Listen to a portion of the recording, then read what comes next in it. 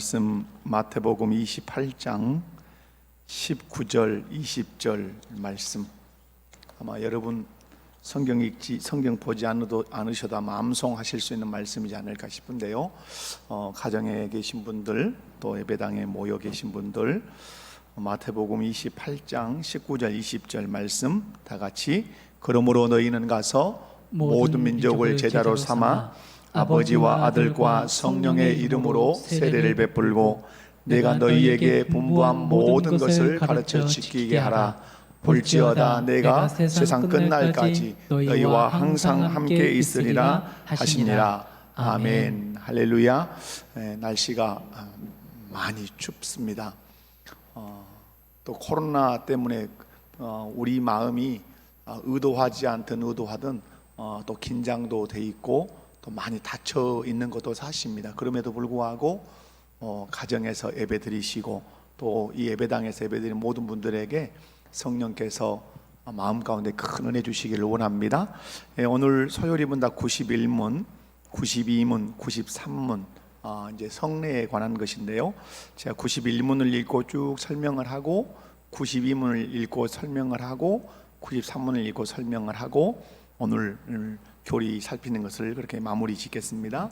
91문 제가 문제를 읽으면 여러분 화면에 91문 답이 띄워지면 읽으시기 바랍니다.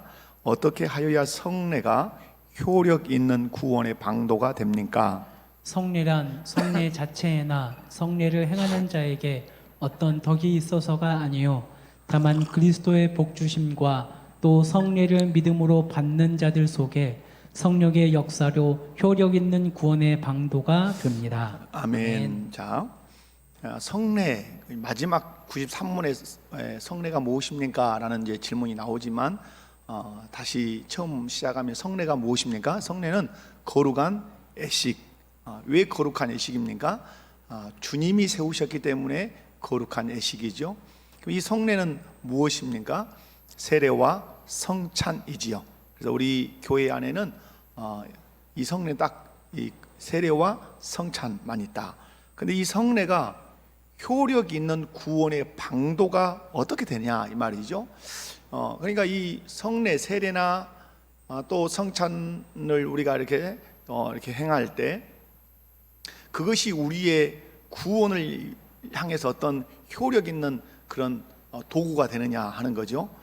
이제 하나하나 살펴보면 성례가 효력 있는 구원의 방도가 되는 것, 제일 먼저 여러분 교리를 읽을 때 이렇게 읽었습니다. 성례란 성례 자체나 성례를 행하는 자에게 어떤 덕이 있어서가 아니다 이렇게 돼 있어요. 그러니까 여기서 잘 봐야 될 것은 성례 자체, 그러니까 세례라든가 아니면 성찬의 떡이라든가 포도주라든가 어떤 물건들이라든가 아니면 그것을 집례하는 사역자 때문에 이 성례가 효력을 발휘해서 우리의 구원을 붙들어주고 구원으로 이끌어주는 그런 건 아니라 이 말입니다. 여러분 잘 이제 보셔야 될 것은 가톨릭과 우리가 차이 나는 것이 바로 이제 그런 것들입니다. 가톨릭은 되게 그런 것들을 집요하게 지켜가려고 하죠. 결국 성경이 말하지 않는 것들을 어떤 예식으로 정해서 거행하는 것은 아무리 그것이 멋지고 유익한 것 같아도 옳지 않습니다.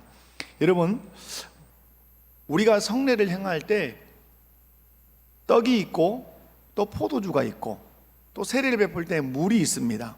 어떤 사람은 그 물을 막 성수다 이렇게 얘기를 하고 그렇게 얘기를 하죠. 그러나 그런 물건이나 그 물건 자체가 우리에게 은혜를 주는 것은 아니에요. 그래서 우리가 무엇도 거부하냐면 가톨릭은 이렇게 얘기를 하죠.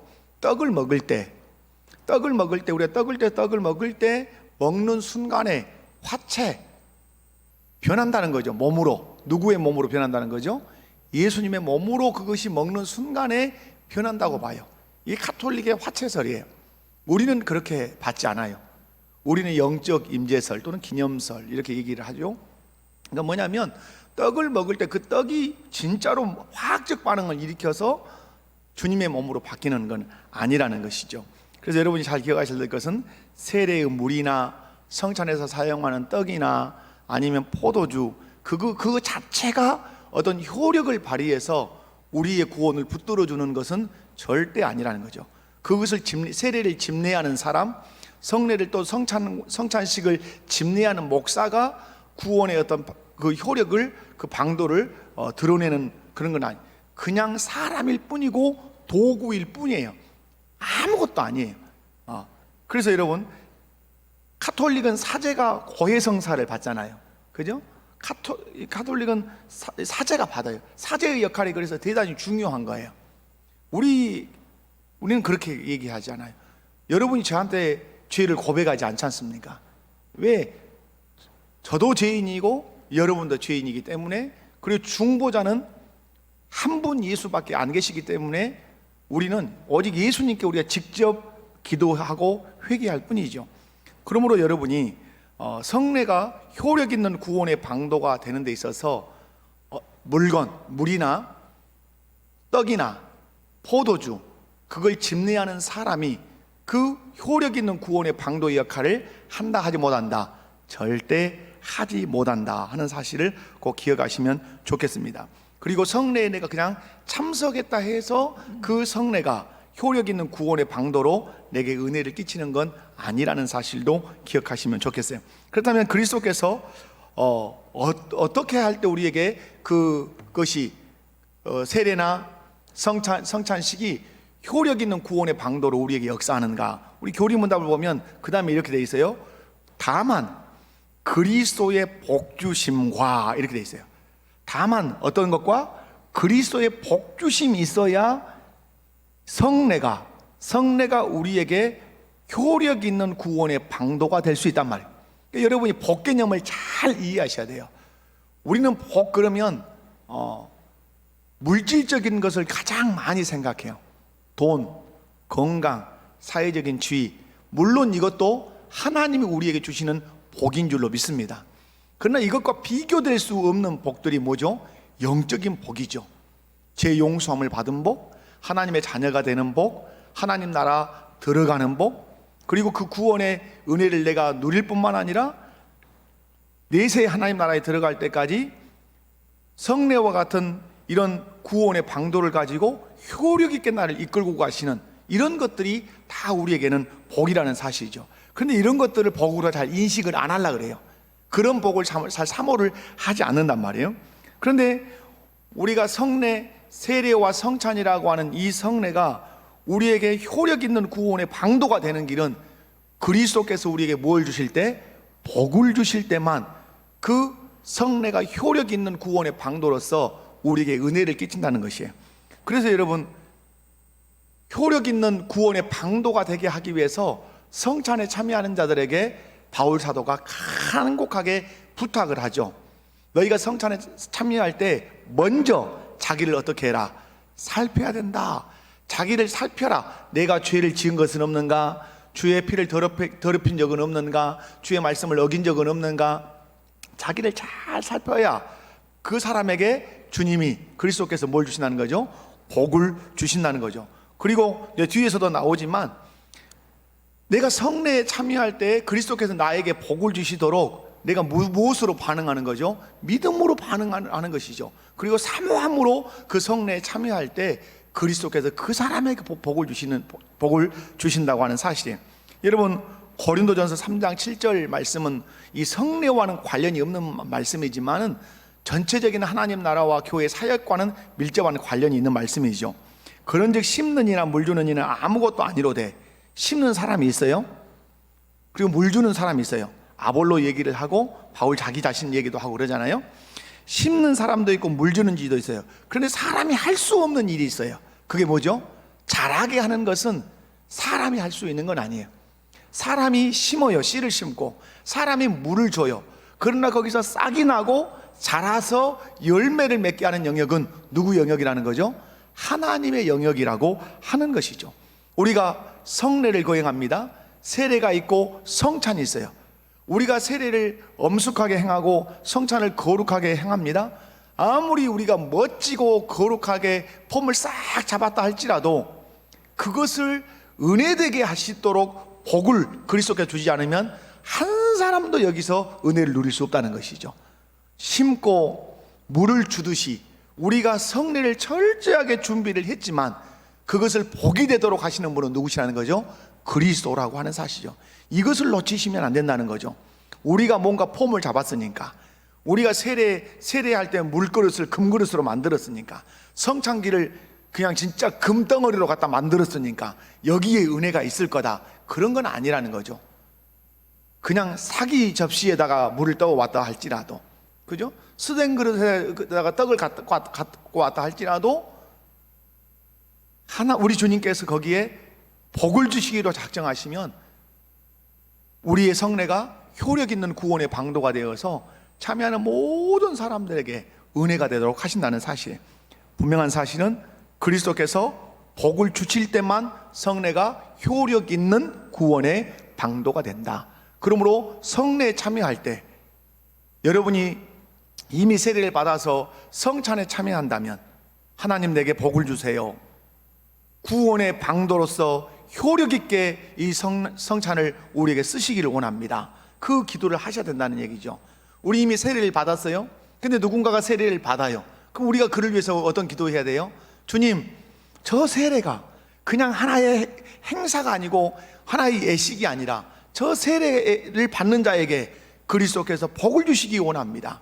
자기 자신이 죄의 씻김을 받았고 그리스도와 연합이 됐다고 하는 사실을 그리스도께서 깨닫게 하심으로 알게 해 주십시오 라고 그리스도의 복을 구하며 세례에도 참석해야 되고 성찬에도 참석해야 된다는 거죠. 그래도 아무리 우리가 사모한다 해도 궁극적으로는 누가 복을 주셔야? 그리스도께서 복을 주셔야 그것이 구원의 방도로서 효력 있게 우리에게 작용을 한다 하는 사실입니다. 그래서 여러분, 내가 무엇을 잘해서 된 것이 아닌 거죠. 뭐 여기서 목사가 뭐 엄청 멋지게 목소리도 뭐 중후한 바리톤 음성으로 지금부터 거룩한 성례식을 거행하겠습니다, 아나운서 음성으로 아무리 하고 아무리 비단천으로 성찬볼을 깔고 이렇게 한다 해서 되는 게 아니란 말이에요. 물론 구별하고 바르게 해야 되는 건 너무 당연한 거죠. 여러분, 우리가 잘해서 되는 건 아무것도 없다고 보셔야 돼요. 그래서 여러분, 결과가 잘 된 것은 다 누구의 복주심이다? 그리스도의 복주심이다. 이렇게 나는 무엇이었을 뿐이다? 도구였을 뿐이다. 이렇게 여러분 고백하시면 좋겠고요. 뿐만 아니라 성례가 효력 있는 구원의 방도가 되려면 믿음으로 그것을 받아야 돼요.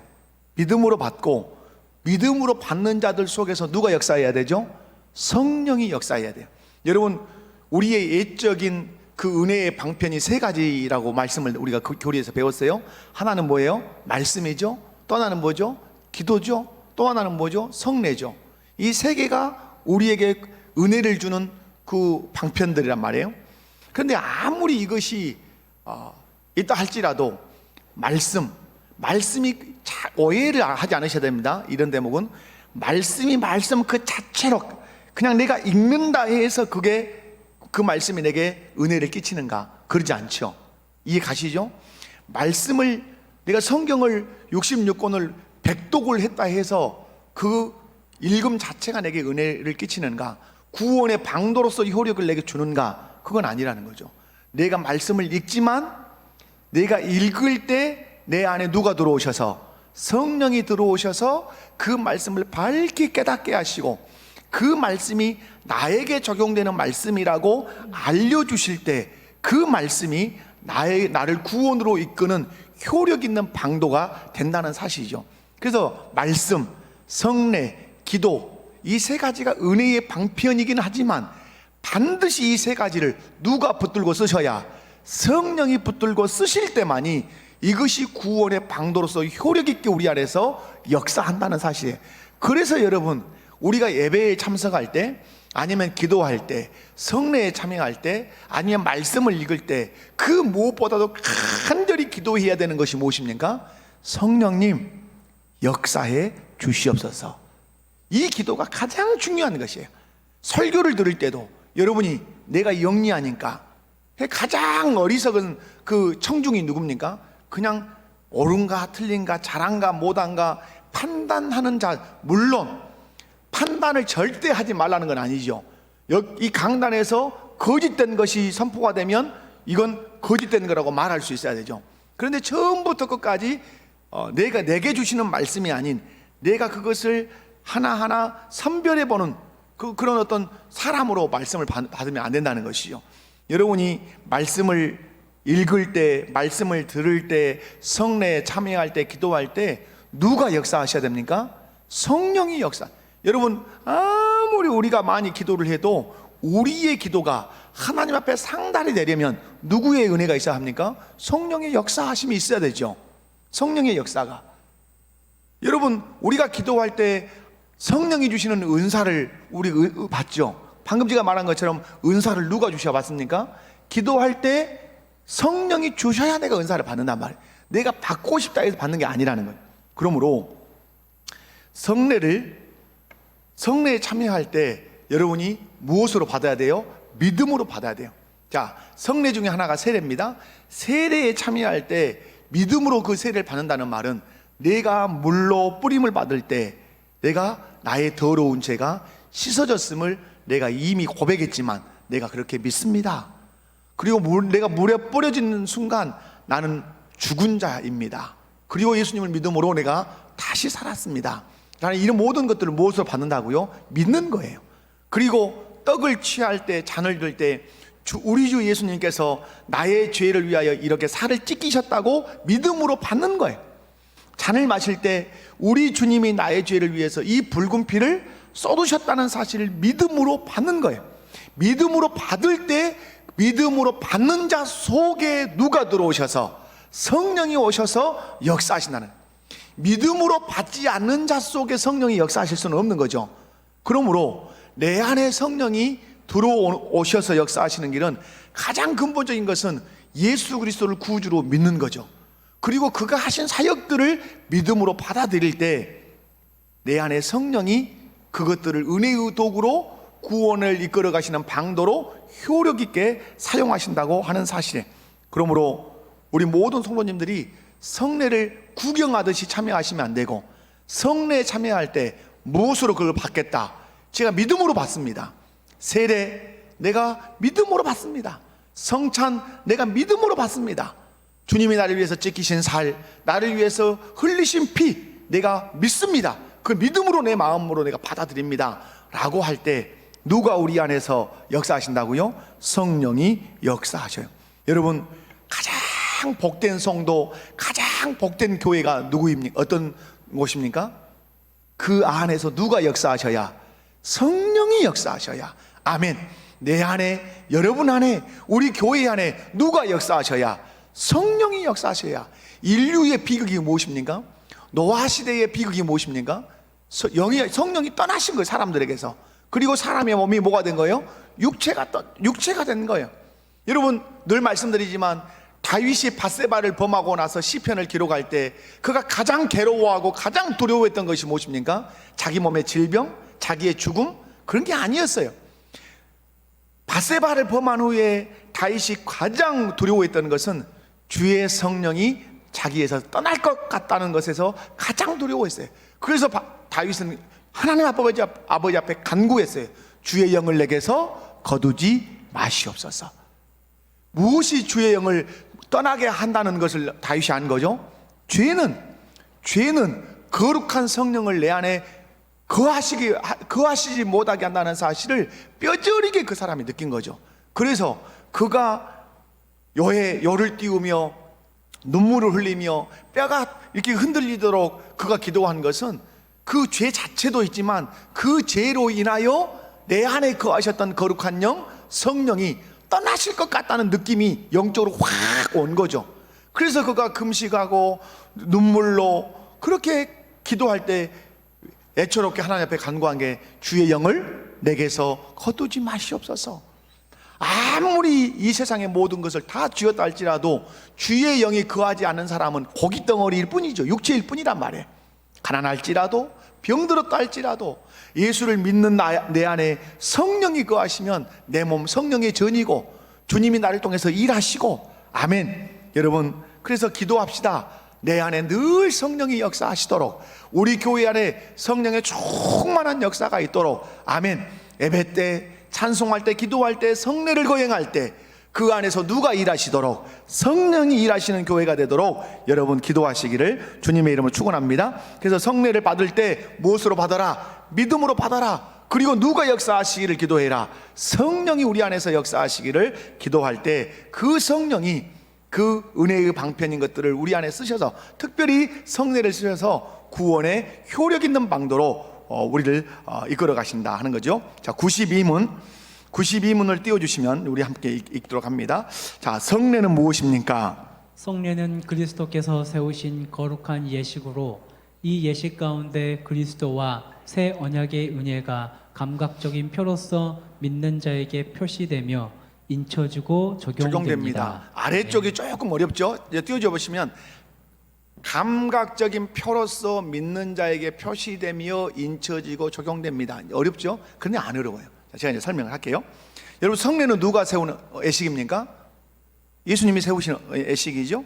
자, 그래서 그리스도께서 세우시는, 그래서 바울 사도가 고린도전서 11장 23절에서 26절 말씀에 이렇게 얘기하죠. 내가 너희에게 전한 것, 내가 너희에게 전한 것은 누구께 받은 것이니? 주께 받은 것이니. 왜 바울 사도가 전하죠?